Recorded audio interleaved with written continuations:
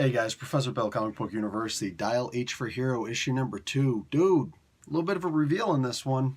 Alright, so this is River Deep Mountain High. Writer Sam Humphries, artist and cover Joe Quinones, colorist Jordan Gibson, letterer Dave Sharp. So the kid doesn't want to do the H, which is unusually irresponsible. He doesn't want to touch the rotary. He doesn't want to become a hero. He doesn't want to get, addicted to it. I don't know what's up, but it's interesting because he's showing an unusual level of maturity for a dumb little kid who's going to run away from home. Anyway, a couple things happen here. They keep on doing the secret origin story, which is, it's kind of, it got annoying. But then all of a sudden, what do you call it? At one point he goes, he gets, he dials the HERO. It's like, oh, time for the secret origin. He's like, no time for the secret origin. He goes right into a fight. So that was cool. There's a Dragon Ball Z Goku-esque character looking like a little mini Super Saiyan when he turns into the giant ape thing before he actually turns into that. Anyway, they had the weakness, being held by metal, being touched by metal, was all of that. I'm kind of all over the place here because I'm a little bit shocked here. Look, the Mr. Thunder, he keeps on saying, say the word. Make a promise, whatever, say the word. We don't actually see the word until the very end. Sockamagee. This sounds really stupid, right? But if you're an old House of Mystery reader, you know that that's Robbie Reed. That's the original House of Mystery, Dial H for Hero.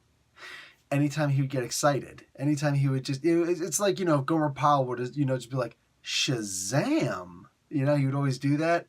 Captain Marvel was really, really popular back then.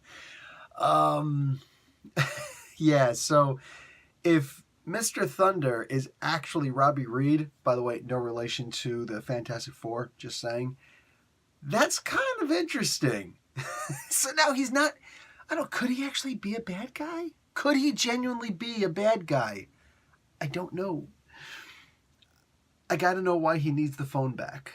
Is he actually a hero and he's trying to, dial it in reverse so he can go back to becoming normal again? Or does he, is he not a hero and he wants to be a hero again? I don't know, man. The addiction, all that stuff, I don't get it.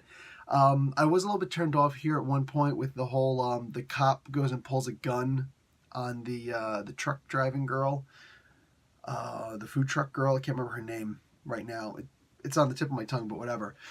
It kind of bugged me a little bit. I got to point out something I don't like about the comic book. I grew up in a place where there is a lot of police violence. I grew up in all over the country, but I do know that a lot of times, actually for the most part, cops don't have a whole lot of people they have to answer to. And they usually don't care about public relations because they got a ridiculously strong union. Probably the strongest union in any country ever is the police union. So they can get away with practically anything they want. Yeah. And when you got a bad cop who's going to take advantage of that, yeah, so anytime that I see a cop pulling a gun on, a kid or something like that, nah, that's kind of unacceptable. So that really, really turned me off big time. I get you're trying to make a point. Maybe, Humphreys didn't grow up with that sort of, mentality when, where he grew up. Maybe he grew up in a really nice place where cops actually live in the same town as people. You know where the cops live.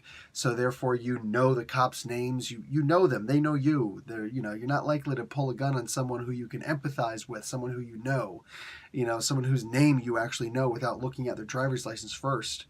Somebody can walk up to you and say, hey, Vern, as opposed to, license and registration. More like, Vern, do you still have your, are you still insured? Something along those lines. If you even need auto insurance where you're at. Yes, there are some states where you're not required to have auto insurance. Yeah, so I get it. There's a lot of people who just aren't going to, see it the same way I do. Okay, that's cool. I'm glad that you grew up in a very good neighborhood. I didn't. So that was a real turnoff for me. Anyway, guys, aside from that, I am actually kind of excited to see if Mr. Thunder is actually Robbie Reed, because that would be interesting. Anyway, guys, Professor Bill, Comic Book University, class dismissed.